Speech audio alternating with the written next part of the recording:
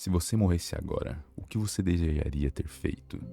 Essa é uma pergunta que me assombra há anos. E a melhor parte dela é que é o próprio protagonista do filme, ou livro, se você preferir, fazendo pra ele mesmo. E como no filme, eu também não tenho uma resposta e nem nunca tive uma resposta. Tem muitas coisas que eu quero fazer antes de morrer, e eu aposto que você também. Mas a pior parte é, por que você não faz isso? Tenho certeza que você já se sentiu assim, em um lugar onde você não pertence, fazendo com que cada minuto que você passe seja uma eternidade. É como se algo estivesse segurando você. Mas aqui eu quero trazer um questionamento. Dessa vez de Nietzsche. E se um demônio viesse até você e dissesse que você teria que viver sua vida exatamente da mesma forma, eternamente, sem nenhuma alteração? Você aceitaria esse destino com alegria? Ou seria uma maldição insuportável? Essa é a ideia do eterno retorno. E se isso te gera algum desconforto ou até mesmo horror, tem algo bastante errado com você. Por outro lado, se você gostaria de reviver sua vida eternamente, você estaria em um estado de vida plenamente vivida. Nós podemos usar isso como um critério de avaliação para nossas vidas. Antes de fazer alguma coisa ou até mesmo antes de evitar fazer algo, pare para pensar se é realmente isso que você quer. Se você realmente deseja viver com essa decisão pela eternidade.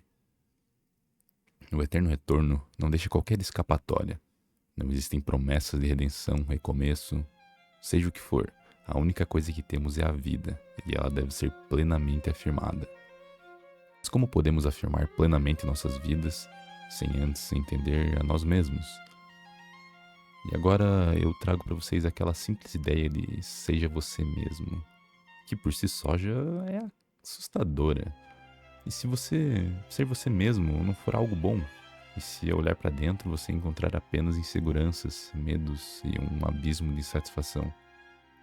Martin Heidegger dizia que vivemos tentando escapar da realidade mais inegável da existência, a morte. Ele chamava isso de ser para a morte. A ideia de que a nossa finitude não deve ser evitada, mas sim encarada de frente. Porque só quando aceitamos nossa própria mortalidade é que podemos tomar decisões genuínas. Caso contrário, vivemos anestesiados, seguindo um roteiro que nunca escrevemos, esperando que um dia, magicamente, tudo faça sentido. Mas e se esse dia nunca chegar? E se você não gostar de quem você é? Em Além do Bem e do Mal, Nietzsche diz que quem luta com monstros deve velar para que, ao fazê-lo, não se transforme também em um monstro. E se tu olhares durante muito tempo para um abismo, o abismo também olha para dentro de ti. E esse é o risco inerente de buscar reconhecer a si mesmo. Sempre há o perigo de adotarmos características que inicialmente repudiamos. Quanto mais fundo você olha para dentro, mais percebe o quanto a sua vida foi moldada por vozes que não são suas. Pais, professores, religiões, medos, traumas, expectativas alheias. Ser você mesmo é um chamado à rebelião, mas também à responsabilidade. Porque ao tirar todas essas camadas impostas, sobra o quê? Sobra você, nu, imperfeito, falho. E o que fazer com esse ser? E é aqui que muitos se perdem. Alguns tentam se reconstruir com máscaras mais convenientes ou convincentes. Outros simplesmente desistem. E entre esses dois extremos há aqueles que encaram esse vazio como um ponto de partida. Não para se reinventar em algo perfeito, mas para enfim começar a viver de forma verdadeira. E é nesse exato ponto que o tempo começa a cobrar a sua dívida. Porque quanto mais consciência você ganha, mais percebe quanto tempo perdeu sendo quem você não era. E o que sobra é uma sensação incômoda, um sussurro que pergunta: e se já for tarde demais? E é justamente essa consciência tardia que muitas vezes nos condena aos arrependimentos mais profundos. Que quando finalmente conseguimos silenciar o mundo ao nosso redor e escutar nossa própria voz, percebemos que ela esteve gritando por atenção a vida inteira. Mas a verdade é que ouvir essa voz exige coragem. Coragem de admitir que desperdiçamos tempo, que fomos covardes, que traímos a nós mesmos em troca de aceitação ou conforto. E é nesse ponto quando não dá mais para enganar a si mesmo, que os arrependimentos surgem, não como lembranças passageiras, mas como fantasmas persistentes que nos lembram da vida que poderíamos ter vivido. Arrependimentos têm um peso enorme em nossas vidas. Bronnie Ware, uma enfermeira australiana que cuidou de pacientes terminais, registrou os 5 principais arrependimentos daqueles à beira da morte. Primeiro, gostaria de ter tido coragem de viver uma vida fiel a mim mesmo, não a vida que os outros esperavam de mim. Segundo, gostaria de não ter trabalhado tanto.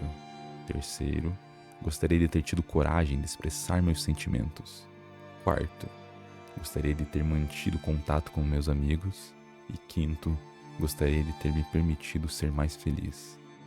Consigo pensar aqui em pelo menos uma situação, ou se não muitas, em que se encaixaria em cada um desses arrependimentos. Eu aposto que você também consegue. Mas agora trago novamente o questionamento de Nietzsche. Você aceitaria reviver todos esses momentos da sua vida, sabendo que você não vai ter a capacidade de mudar nada? E, novamente, se essa pergunta te deixou desconfortável, vamos olhar para o outro lado.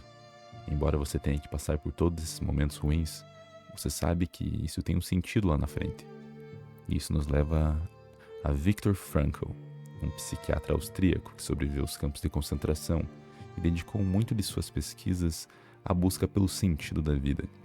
Ele acreditava que encontrar um propósito é essencial para a sobrevivência e realização humana, apontando 3 caminhos principais: criar um trabalho ou realizar uma ação significativa, experimentar algo ou encontrar alguém que nos traga valor, assumir uma atitude corajosa diante de sofrimentos inevitáveis.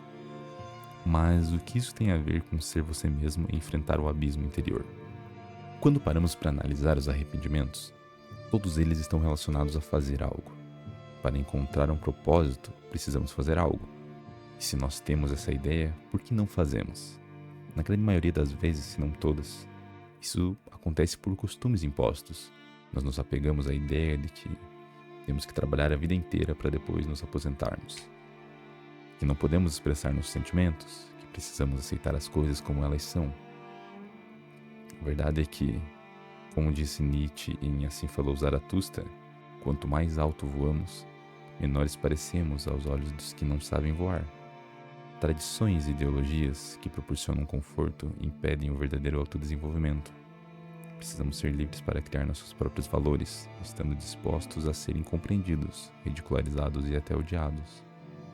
Isso pode significar abandonar seu emprego e viver do outro lado do mundo, criar um clube da luta ou até mesmo proclamar que Deus está morto, já que para cada indivíduo criar seu próprio significado é necessário o colapso dos valores absolutos.